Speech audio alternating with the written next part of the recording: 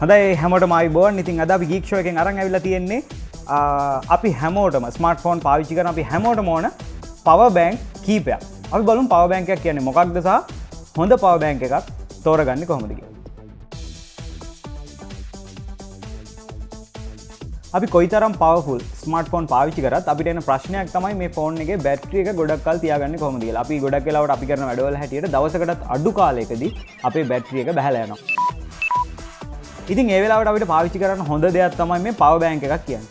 අපිට මේ power bank එක charge කරලා අපිට පුළුවන් අපේ ෆෝන් එක දෙතුන් පාරක් එහෙමත් නැත්නම් අට පාරක් විතර වගේ කැපැසිටි එක අනුව වෙනස් වෙනවා charge කරගන්න පුළුවන්. ඉතින් අපිට හැම වෙලාවෙම plug එකක් හොය ඉන්න ඕනේ නැහැ.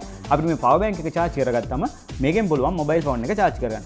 ඉතින් අපි බලමු පවර් බැංක් එකක් ගන්නකොට අපි අපේ ෆෝන් එකට පවර් බැංක් එකක් ගන්නකොට මොනවද බලන්න ඕන ප්‍රධාන කරුණු කියලා.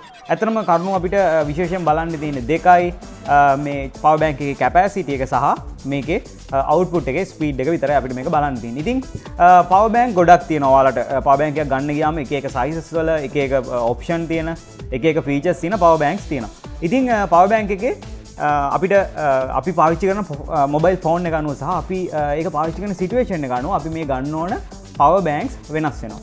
ඉතින් මම අතේ මෙතන තියෙනවා මේ Huawei පවර් බැංක් එක. මේකේ ඔයාලා ගාව පවර් බැංක්ස් තියෙනවා නම් පවර් බැංක් එකේ මේ ලොකුවට අනිවාර්යෙන් ගහලා තියෙනවා මේකේ කැපැසිටි එක. ඒක අපි mAh කියලා ගහලා තියෙනවා මිලියම් පවර් කියලා.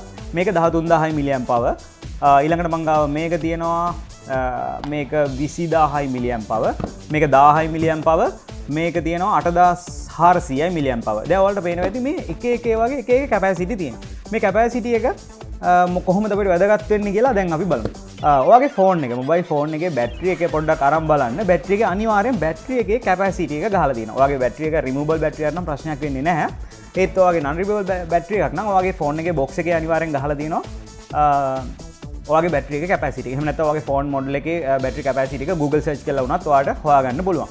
ඔයා අනිවාර්යෙන් පවර් බැංක් එකක් ගන්නකොට ඔයාගේ බැටරි කැපැසිටි එකට වඩා වැඩි පවර් බැංක් එකක් තමයි ගන්න ඕනේ. මොකද එහෙම වුණොත් තමයි ඔයාගේ බැටරි එක අවම එක සැරයක් හරි පවර් බැංක් එක පාවිච්චි කරලා charge කරගන්න පුළුවන් වෙන්නේ. ඉතින් සාමාන්‍යයෙන් අපි උදාහරණයක් විදිහට හිතමු ඔයාගේ බැටරි එකේ කැපැසිටි එක 1000යි මිලියම් පවර්.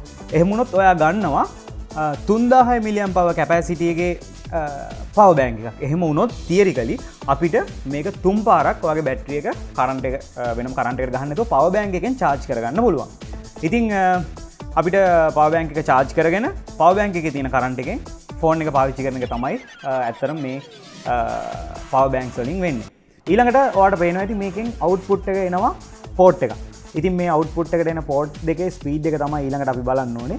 මේ ස්පීඩ් එක සාමාන්‍ය ඩිෆෝල්ට් අපිට 0.5 amps ස්පීඩ් එකමයි amps වලින් සහ 1 amps සහ 2 amps වලින් තමයි මේ පෝට්ස් වල අවුට්පුට් තියෙන්නේ. ඉතින් අපි සාමාන්‍ය charge කරන ලැප්ටොප් එකේ අවුට්පුට් එක 0.5 amps වලින් තමයි ස්පීඩ් එක තියෙන්නේ. ඉතින් මේකෙත් ඔයාලට බලා ගන්න පුළුවන් මෙතන 2 amps තියෙනවා මෙතන 1 amps තියෙනවා පෝට් දෙකක් අපිට කැමති පෝට් එක පාවිච්චි කරන්න පුළුවන්. සාමාන්‍යයෙන් සමහර devices support කරන්නේ 2 amps වලට විතරයි. ඉතින් ඔයාගේ mobile phone එක එහෙම නැත්නම් ඔයාගේ tablet එක 2 amps වලට support කරන එකක් නම් ඔයා 1 amps output එකෙන් එයාට current එක දුන්නොත් එයා charge වෙන්නේ නැහැ. ඔයා දැකලා ඇති not charging කියලා තියෙනවා Apple devices වල Android devices වල not charging කියලා වැටෙන්නේ power bank එකක් connect කරාම එයාට අවශ්‍ය speed එක amps වලින් හම්බෙන්නේ නැති හින්දා.